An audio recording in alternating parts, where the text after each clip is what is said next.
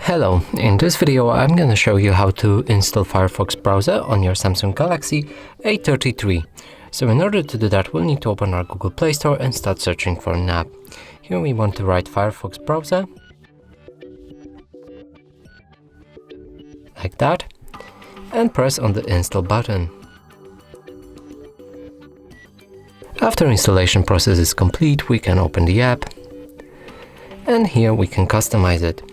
We can change theme from light to dark or automatic. We can also change the placement of a toolbar from bottom to top. And the last option here is to change always on privacy settings from standard to strict.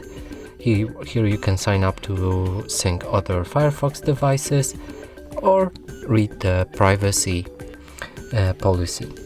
Now, when we finish setting it up, we can press on the start browsing, and here we can start using the browser.